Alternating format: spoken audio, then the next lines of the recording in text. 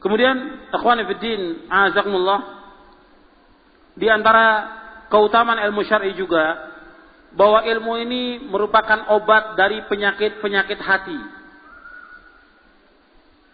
Ilmu itu adalah obat dari penyakit-penyakit hati.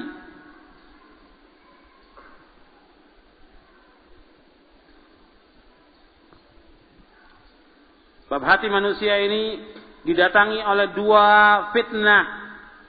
Yang pertama fitnah syahwat, yang kedua fitnah syubuhat. Hati manusia selalu didatangi oleh dua fitnah. Yang pertama fitnah syahwat, yang kedua fitnah syubuhat.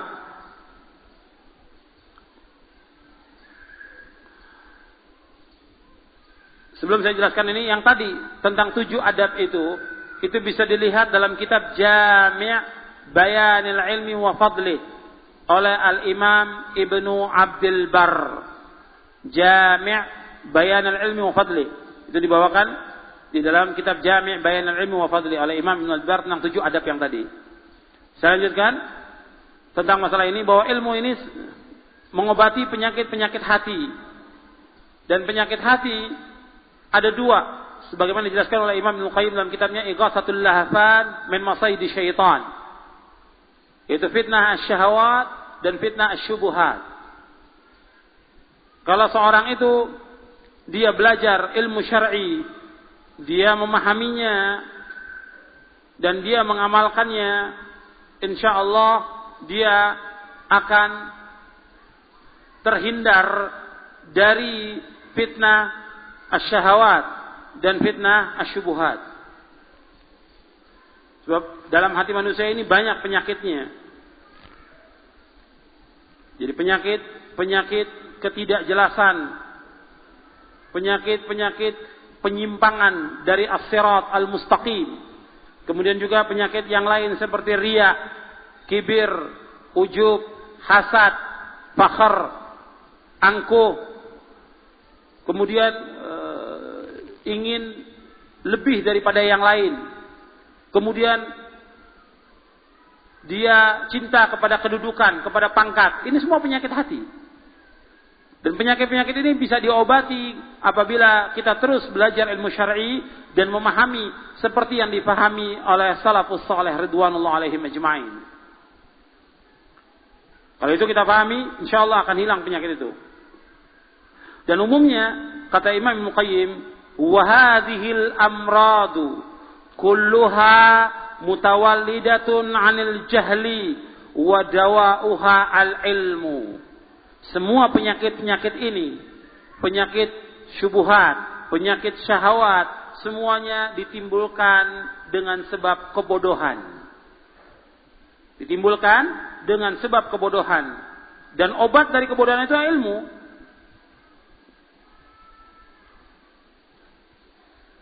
Karena itu dikatakan bahwa tidak ada yang lebih berbahaya dari agamanya para rasul melainkan orang-orang bodoh. Artinya yang lebih berbahaya memusuhi dakwah ini yang hak ini orang-orang yang bodoh. Yang paling berbahaya memusuhi dakwah yang hak ini orang-orang jahil. Walaysa 'ala dinir rusuli adarru minal juhal, kata Imam Ibnu Qayyim.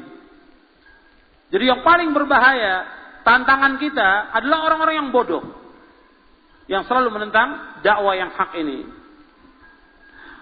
Karena itu kebodohan ini merupakan aslu kulli fasadin fil ardi. Al-jahl aslu kulli fasadin fil ardi. Kebodohan itu merupakan sumber dari segala macam kerusakan yang ada di muka bumi ini.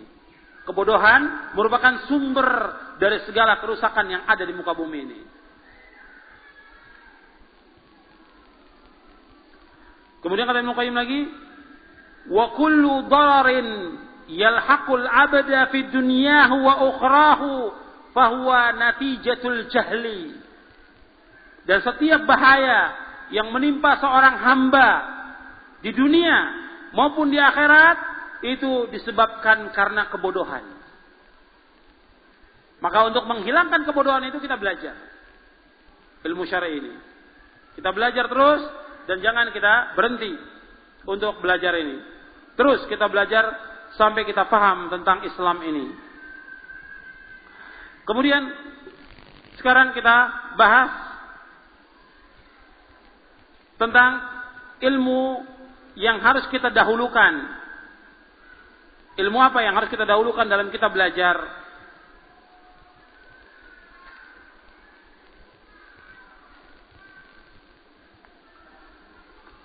Dijelaskan di sini yaitu aqsamul ilmi.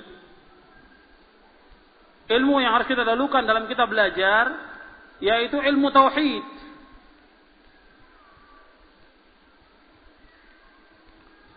Jadi ilmu itu dijelaskan oleh Syekhul Islam Ibnu Taimiyah ada 3. Yang pertama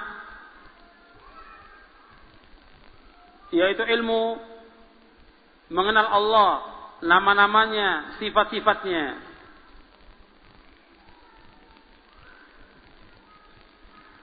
Yang kedua yaitu ilmu tentang apa-apa yang Allah sampaikan tentang masa yang lalu dan masa yang akan datang.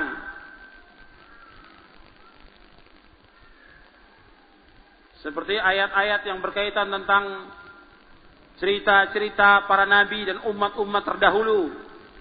Kemudian juga tentang janji-janji Allah, surga, tentang ancaman-ancaman Allah. Orang-orang yang berbuat dosa dan maksiat diancam dengan siksaan dan juga akan masuk neraka. Kemudian tentang sifat surga dan neraka dan yang lainnya. Ini ilmu yang kedua, yaitu tentang berita yang Allah sebutkan dalam Al-Quran tentang masa yang lalu dan masa yang akan datang. Kemudian yang ketiga, yaitu ilmu tentang apa yang Allah perintahkan, yang berkaitan tentang hati, berkaitan tentang anggota tubuh, yaitu ilmu tentang usulul iman, tentang kaidah-kaidah Islam dan yang lainnya.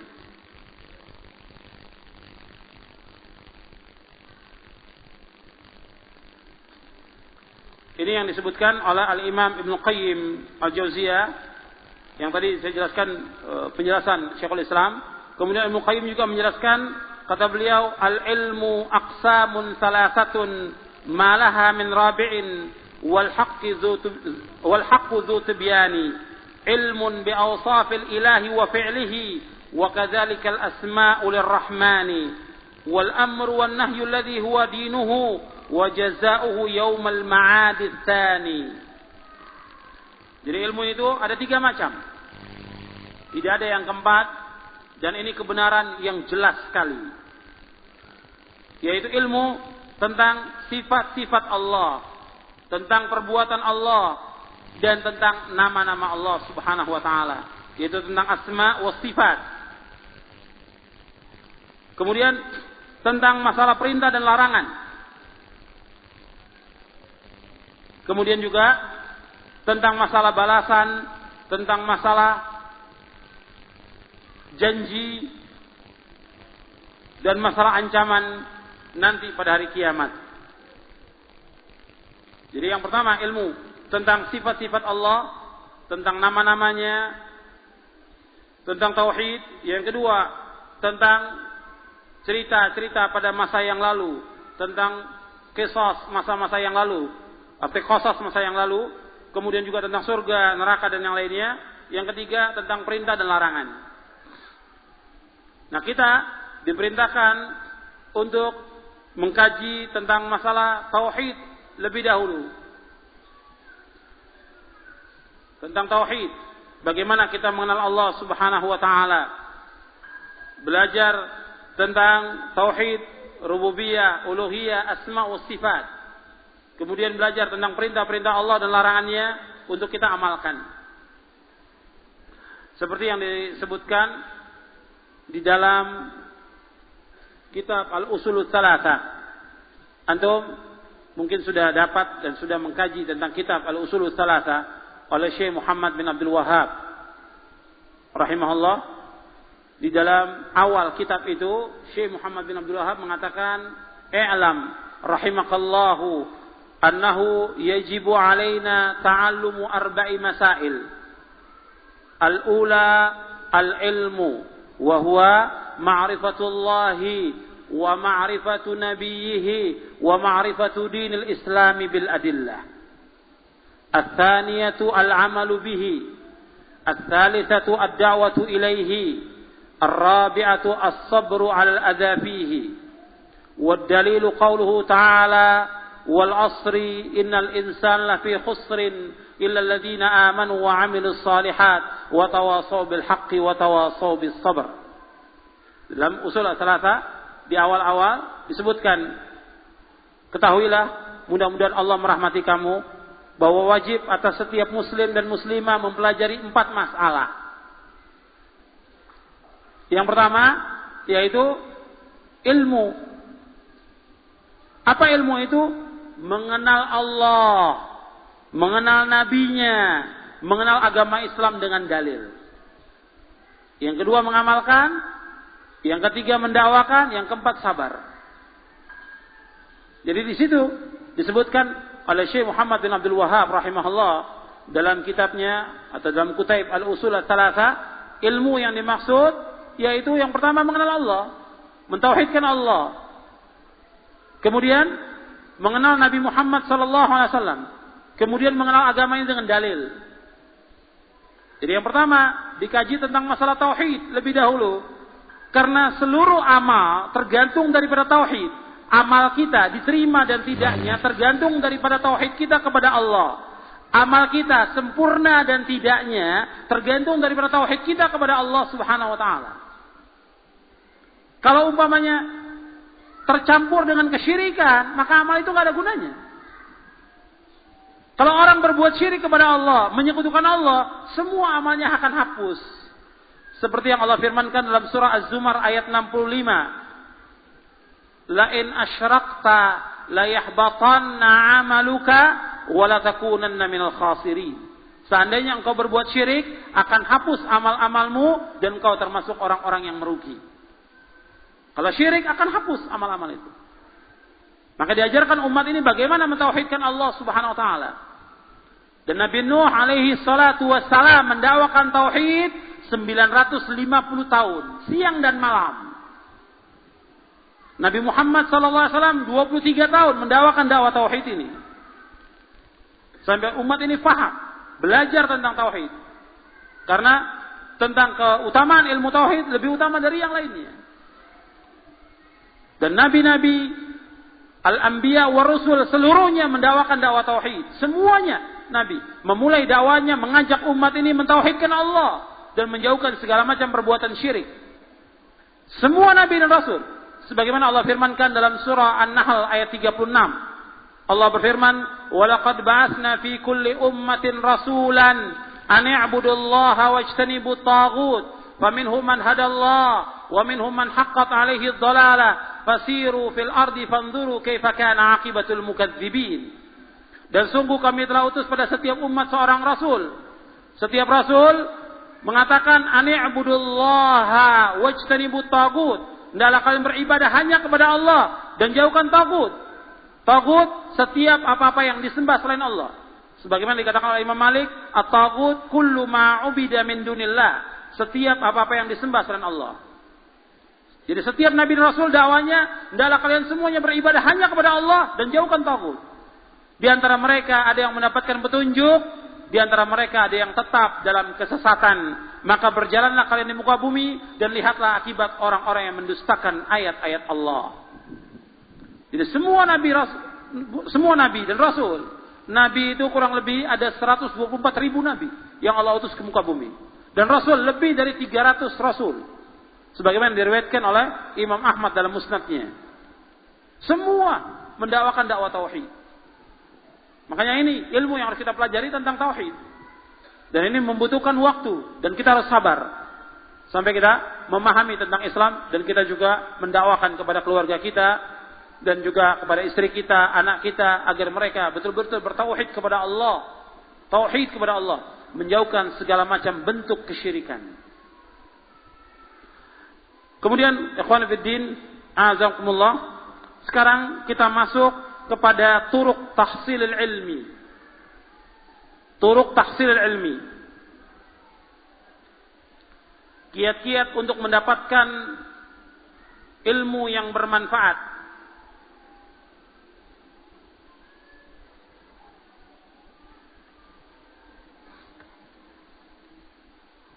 Jadi kiat-kiat untuk mendapatkan ilmu yang bermanfaat.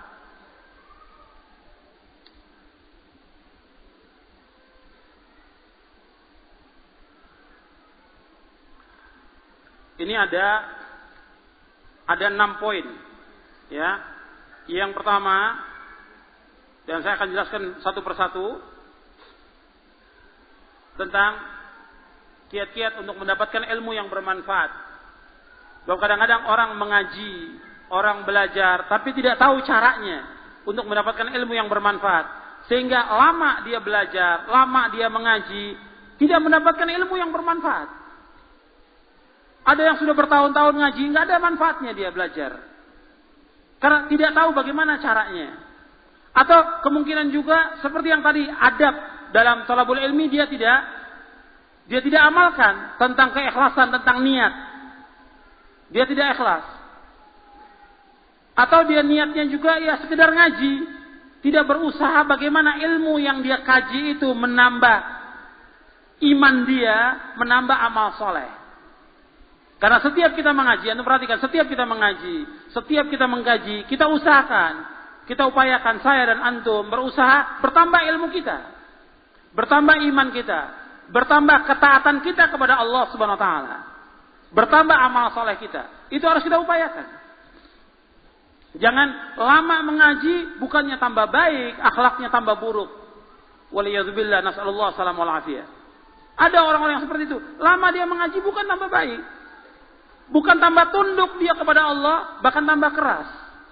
Padahal inti dari ilmu itu, kata Abdullah bin Mas'ud radhiyallahu, yang dikatakan al-ilmu khasyatullah. Yang dikatakan al-ilmu khasyatullah. Ilmu itu takut kepada Allah SWT. Intinya dari ilmu, takut kepada Allah Subhanahu wa taala. Semakin tambah ilmu kita, tambah takut kita kepada Allah. Takut. Sehingga dengan itu bertambah iman kita. Itu yang dikatakan dalam ayat innama yakhsyallaha min ibadihil ulama.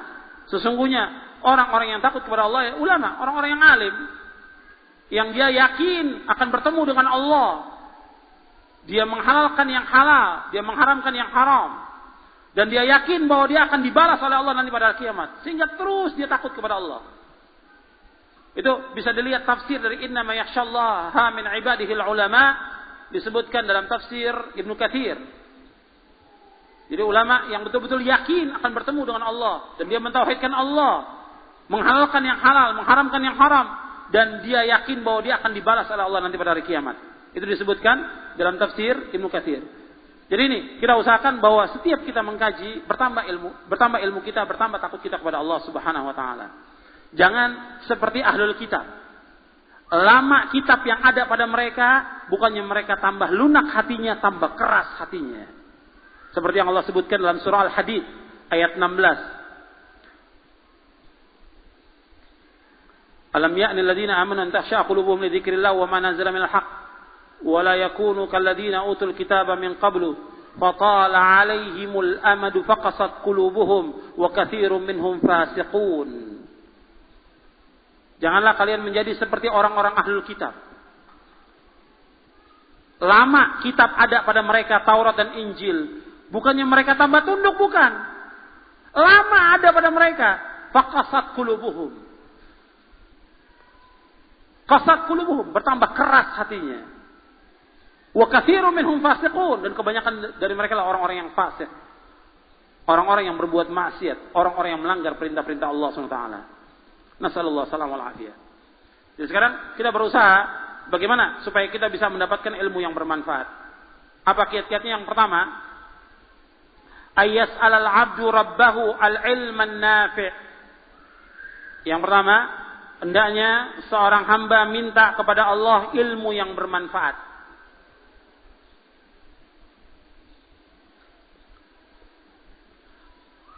Hendaknya seorang hamba minta kepada Allah ilmu yang bermanfaat.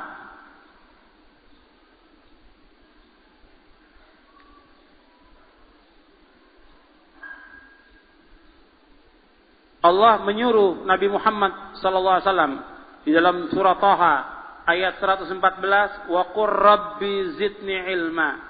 Katakanlah, ya Allah, tambahkanlah aku ilmu. Tambahkanlah ilmu. Dan Nabi selalu minta kepada Allah Subhanahu wa taala setiap selesai salat subuh, Nabi minta kepada Allah, Allahumma inni as'aluka ilman nafi'a wa rizqan thayyiba wa amalan mutaqabbala. Antum hafal semuanya?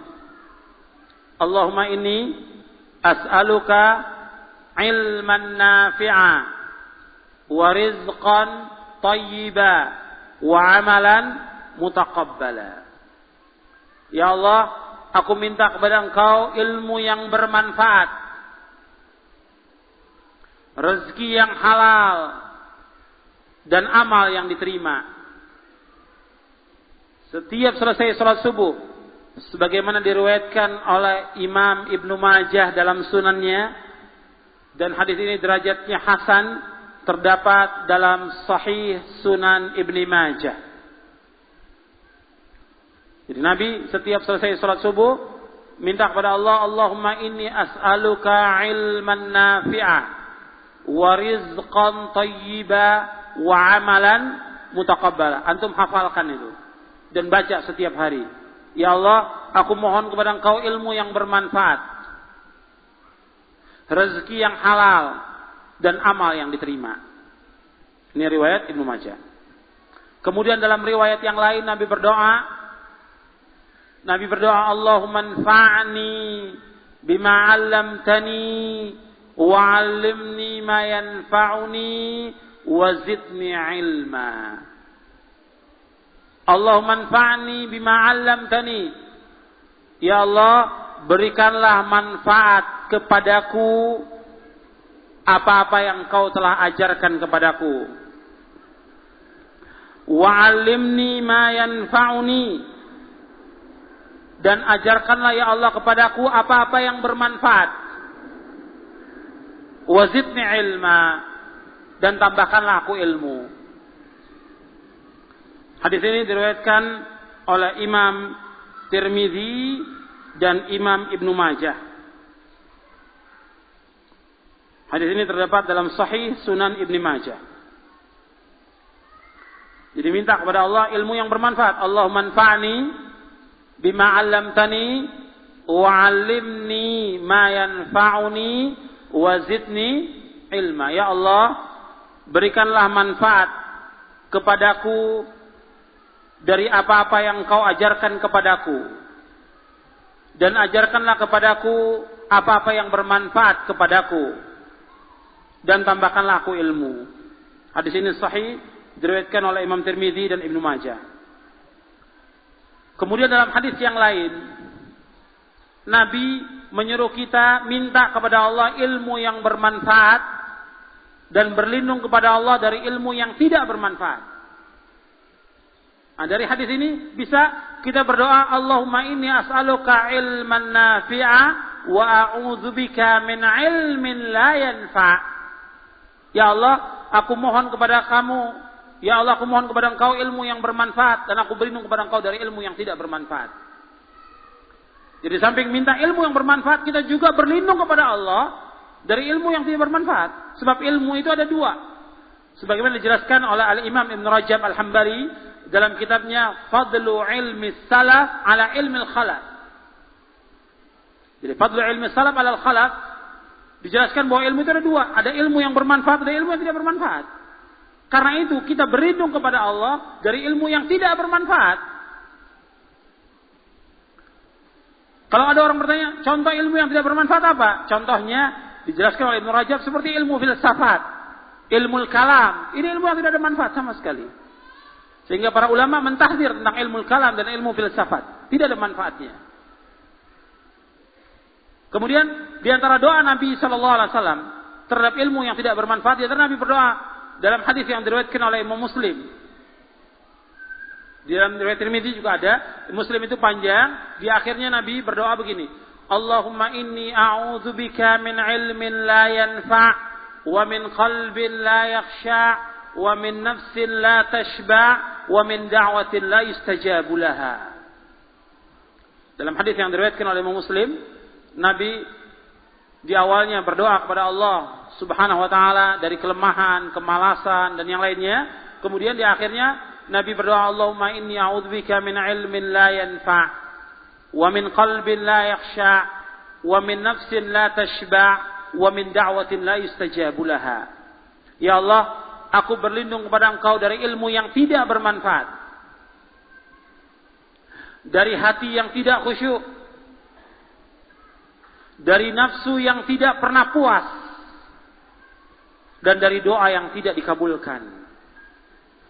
Dan Nabi sallallahu alaihi wa ala alihi wasallam berdoa kepada Allah, berlindung kepada Allah. Yang pertama, berlindung kepada Allah dari ilmu yang tidak bermanfaat. Kemudian yang kedua, wa min qalbin, yang pertama min ilmin la yanfa, ilmu yang tidak bermanfaat. Yang kedua, wa min qalbin la yakhsha, dari hati yang tidak khusyuk. Yang ketiga, wa min nafsin la tashba, dari nafsu yang tidak pernah puas. Yang keempat, wa min da'watin la yustajabu laha, dan dari doa yang tidak dikabulkan.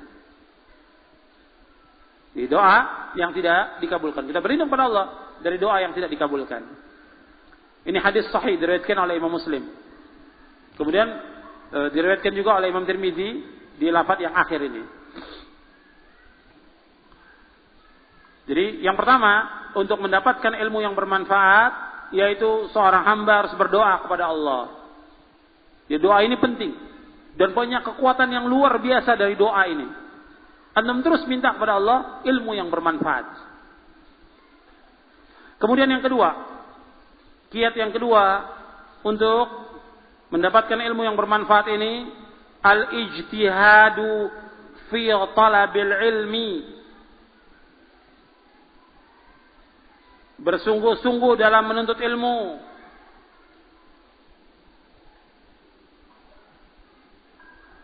Wasyauqu ilaihi, dan rindu kepadanya.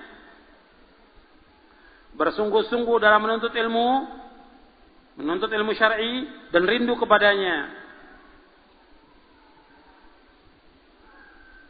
Warraghbah as-sadiqah fihi ibtigha'a mardatillah, dan keinginan yang keras dan jujur untuk mencari keridhaan Allah.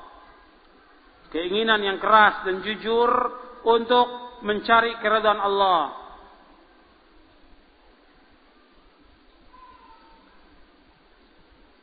Seperti yang dijelaskan oleh Syekh Abdurrahman bin Nasir As-Sa'di rahimahullah. Jadi sungguh-sungguh ini penting. Jadi ketika seorang menuntut ilmu itu, dia harus bersungguh-sungguh, tidak boleh dia bermain-main. Sungguh-sungguh. Seperti para ulama, mereka itu mencari satu hadis berjalan 1 bulan perjalanan. 1 bulan perjalanan. Sungguh-sungguh mereka untuk mendapatkan ilmu dapat. Sampai Imam Az-Zahabi rahimahullah dalam kitabnya Siyar A'lamin Nubala itu pernah menceritakan tentang Baqi bin Makhlad. Imam Baqi bin Makhlad itu berjalan dari Spanyol ke Baghdad, berjalan kaki untuk menemui Imam Ahmad bin Hanbal. Untuk berjalan untuk menemui Imam Ahmad bin Hanbal untuk belajar kepada Imam Ahmad bin Hanbal. Kemudian juga Jabir bin Abdullah, sahabat, menanyakan satu hadis kepada sahabat yang lain di Mesir, itu beli kuda dan berjalan 1 bulan perjalanan. Kemudian yang lain lagi banyak sekali. Para ulama seperti itu. Jadi sungguh-sungguh kita dalam menuntut ilmu syar'i dan kita tempuh jalan untuk menuntut ilmu syar'i itu. Maka Imam Syafi'i rahimahullah menyebutkan di antara ilmu kita bisa mendapatkan ilmu itu dengan sungguh-sungguh. Apa kata Imam Syafi'i? Akhi, lan tanalal ilma illa bisittatin sa'umbika an tafsiliha bibayani. Zaka'un wa hirsun wa ijtihadun wa bulghatun wa suhbatu ustadin wa tulul zaman. Dalam kitab Diwan Imam Syafi'i, Imam Syafi'i mengatakan wahai saudaraku, sesungguhnya engkau tidak akan mendapatkan ilmu kecuali dengan 6 perkara, kata Imam Syafi'i. Wahai saudaraku, engkau tidak akan mendapatkan ilmu kecuali dengan 6 perkara. Yang pertama, kata Imam Syafi'i, zaka, ada kepintaran. Yang kedua, hirs, ada kemauan yang keras. Yang kedua, ada kemauan yang keras. Yang ketiga, ada ijtihad, sungguh-sungguh. Tidak boleh bermalas-malasan, sungguh-sungguh. Ijtihad. Yang keempat, bulghah, ada modal. Ada bekal. Maksudnya bulghah itu bekal. Di seorang kalau nuntut ilmu harus ada bekal. Antum datang dari tempat yang jauh ke sini, ya jelas pakai ongkos. Kemudian bekal juga untuk makan, untuk minum di jalan dan segala macam. Dulu para ulama seperti itu. Mereka untuk berjalan menuju ke suatu tempat, mereka beli kuda, mereka beli keledai, kemudian beli perlengkapan bekalnya. Kemudian juga menyediakan atau memberikan bekal kepada istri dan anaknya. Baru mereka berangkat. Jadi bulghah, ada bekal.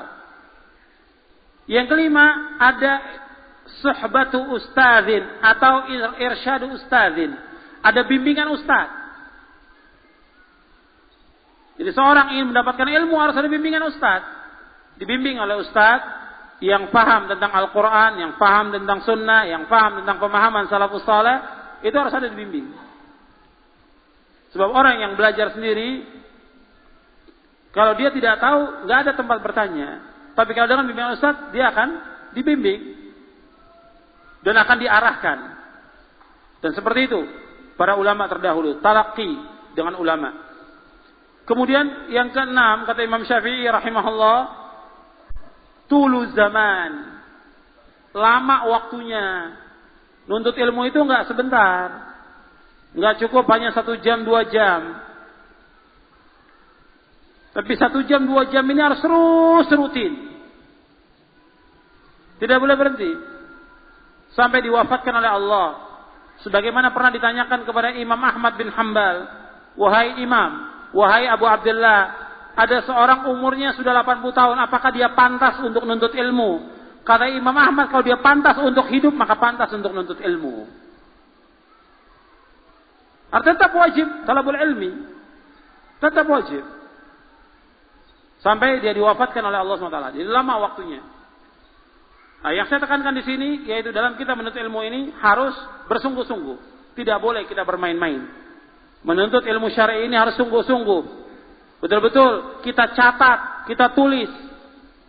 Antum datang untuk menuntut ilmu syar'i, antum siapkan, bawa mushaf Al-Qur'annya. Kalau perlu bawa tafsirnya. Kemudian sediakan buku, catat.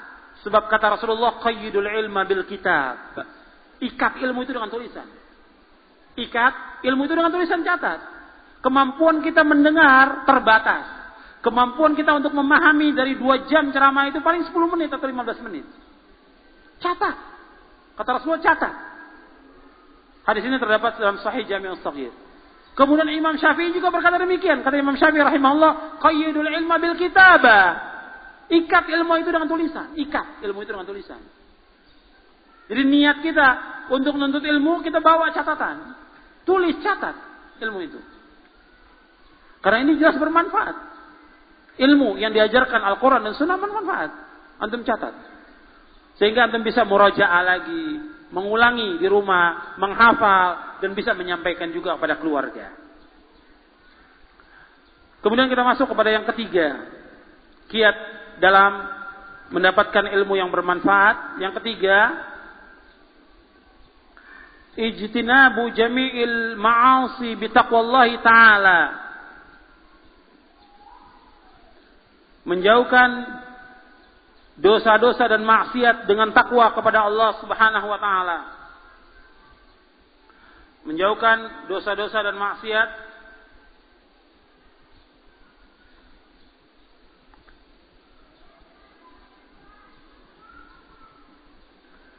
Jadi menjauhkan dosa-dosa dan maksiat dengan takwa kepada Allah Subhanahu wa taala. Allah berfirman dalam surah Al-Baqarah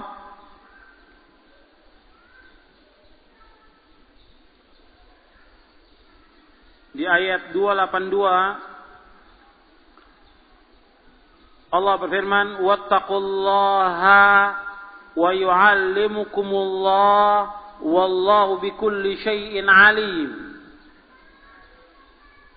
Bertakwalah kalian kepada Allah dan Allah akan mengajarkan kepada kalian. Allah akan memberikan ilmu kepada kalian. Dan Allah Maha mengetahui atas segala sesuatu. Dia bertakwalah kalian kepada Allah dan Allah akan mengajarkan kepada kalian. Dan Allah Maha mengetahui atas segala sesuatu. Kemudian yang kedua, di dalam surah Al-Anfal ayat 29.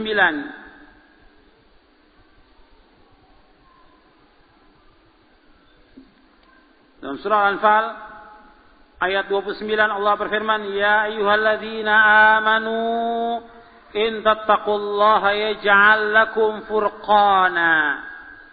Wahai orang-orang yang beriman, jika kalian bertakwa kepada Allah, maka Allah akan jadikan bagi kalian furqan, pembeda, pembatas. Jadi kalau mereka beriman dan bertakwa kepada Allah, maka Allah akan jadikan bagi mereka furqan, ada pembeda, ada pembatas. Maka seorang yang menuntut ilmu syar'i, dia harus berusaha untuk menjauhkan perbuatan dosa dan maksiat. Maka seperti yang tadi saya sebutkan, seorang yang belajar ilmu syar'i, yang mengkaji Quran, yang mengkaji sunnah Nabi yang sahih, menurut pemahaman salafus saleh ridwanullah ajma'in, semakin hari kehidupannya semakin baik.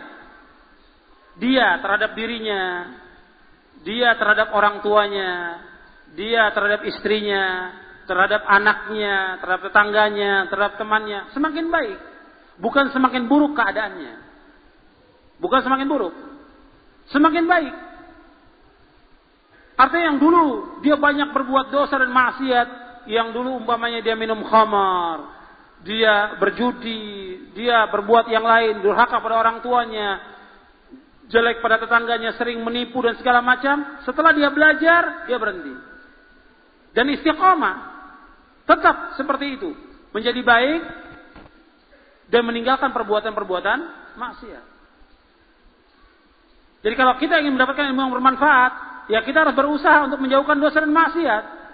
Pertama, dosa yang paling besar adalah syirik. Kemudian setelah itu durhaka kepada kedua orang tua. Ini dosa besar yang paling besar. Kemudian menjadi saksi palsu, dusta. Kemudian juga berbuat bid'ah. Ini juga termasuk dosa yang besar. Dan yang lainnya dari dosa-dosa besar yang dilakukan oleh kaum muslimin, yang juga dilakukan oleh kita segera bertaubat kepada Allah SWT. Karena itu akan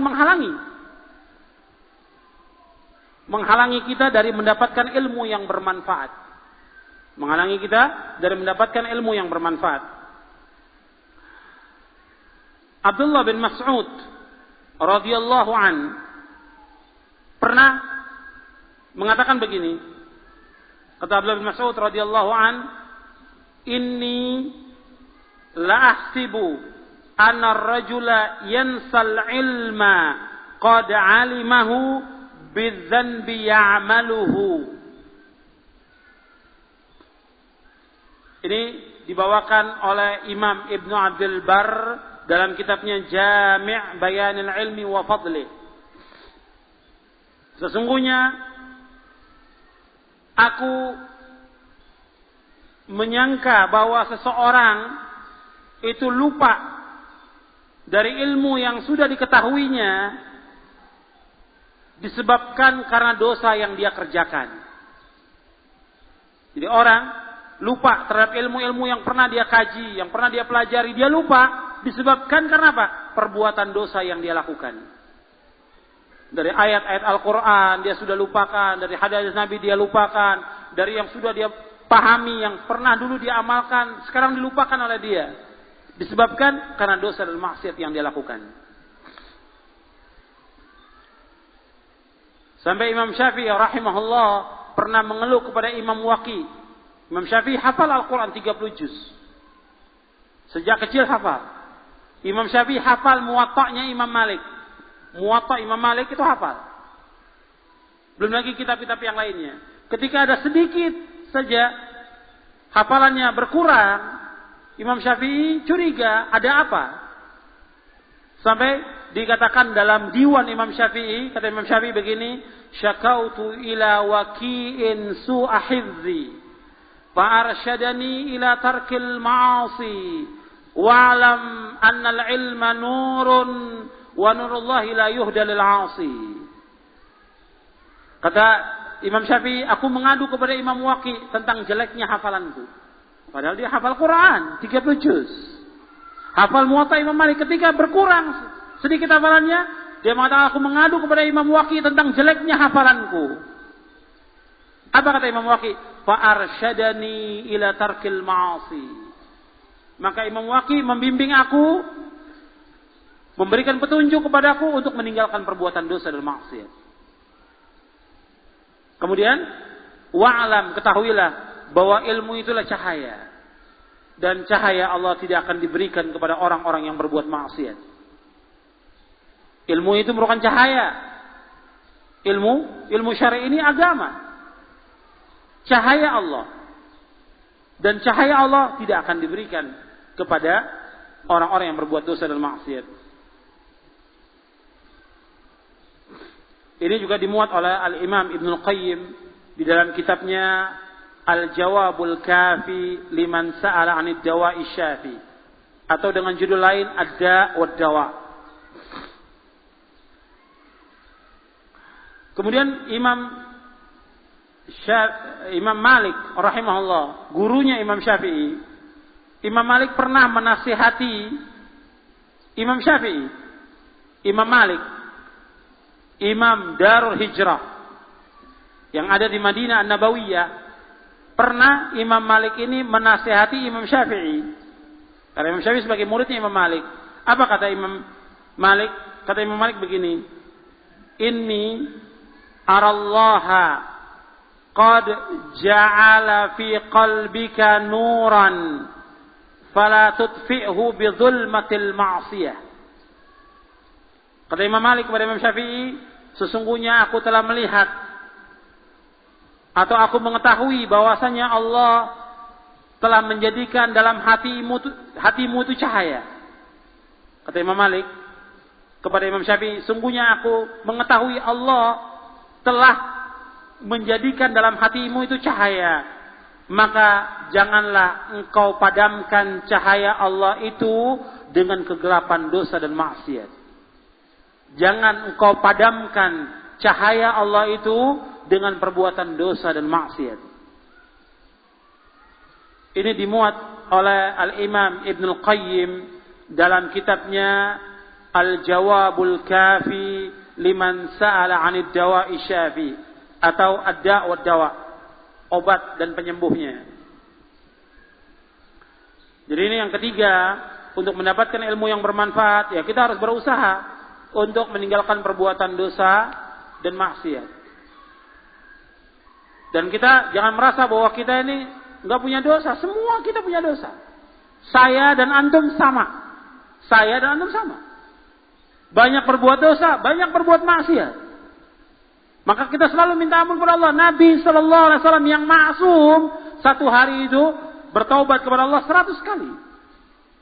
Minta ampun kepada Allah 100 kali setiap hari Nabi yang maksum sallallahu alaihi wasallam. Apalagi kita. Maka terus kita minta ampun kepada Allah. Dan kita introspeksi kepada diri kita sendiri. Kita jangan selalu melihat kepada aib orang lain. Kita lihat kepada aib kita sendiri. Pernah dikatakan oleh seorang ulama, tuba liman syaghalahu aibuhu an uyubin nas. Sangat berbahagia orang yang sibuk dengan aibnya sendiri, tidak mengurus aib orang lain. Kesalahan kita introspeksi. Hubungan kita dengan Allah, hubungan kita dengan orang tua, hubungan kita dengan istri, dengan anak, dengan tetangga, dengan teman. Dalam muamalah kita, jual beli dan yang lainnya, banyak sekali kekurangan kita. Dan banyak perbuatan dosa dan maksiat yang kita lakukan. Istighfar dan minta ampun kepada Allah Subhanahu wa taala setiap hari. Itu harus kita lakukan, introspeksi. Belum lagi dosa-dosa yang kadang-kadang kita tidak sadari. Al-Imam Ibnu Qayyim dalam kitabnya Al-Jawabul Kafi liman sa'ala dawa'i syafi, kata beliau, saya heran ada orang-orang yang betul hati-hati dalam masalah makan. Hati-hati, tidak mau makan yang haram. Dia sangat hati-hati, tidak mau makan yang haram. Tidak mau minum khamar. Tidak mau dia berjudi. Tidak mau yang lain.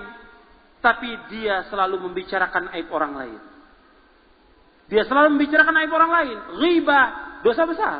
Dia selalu mengadu domba di antara manusia. Yang ini dia hati-hati, tapi yang ini dia tidak hati-hati. Padahal dia makan bangkai saudaranya setiap hari. Makan bangkai saudaranya, Allah sebutkan dalam Al-Quran dalam surah Al-Hujurat. Makan bangkai saudaranya. Tentu orang akan jijik. Makan bangkai saudaranya. Ghibah. Membicarakan aib orang lain.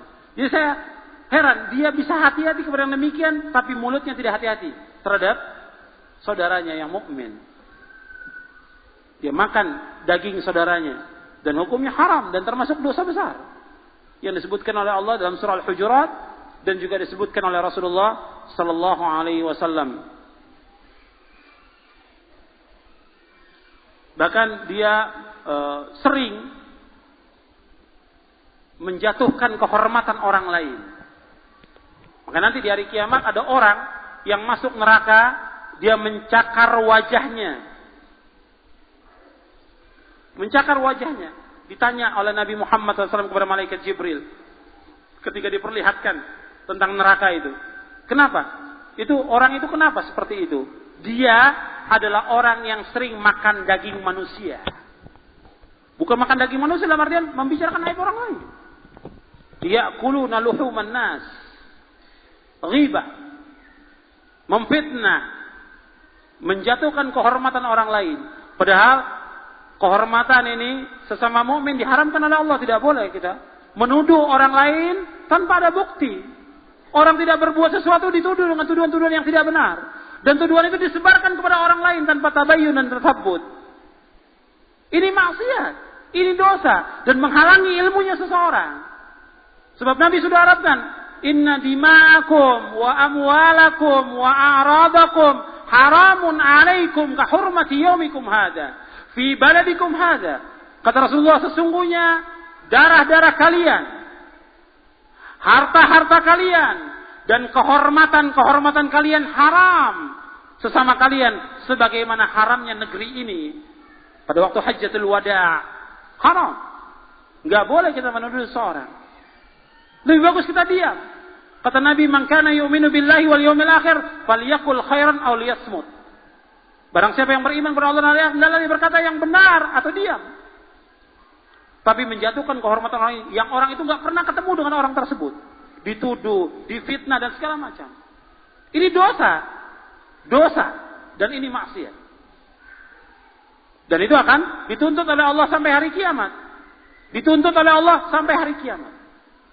Sebagaimana hadis yang diriwayatkan oleh Imam Abu Daud dan yang lainnya dengan sanad yang hasan, Nabi bersabda, "Man qala fi mu'minin ma laysa fihi adkhalahu Allahu radghatal khabali yaumal qiyamati wa laysa bi kharijin."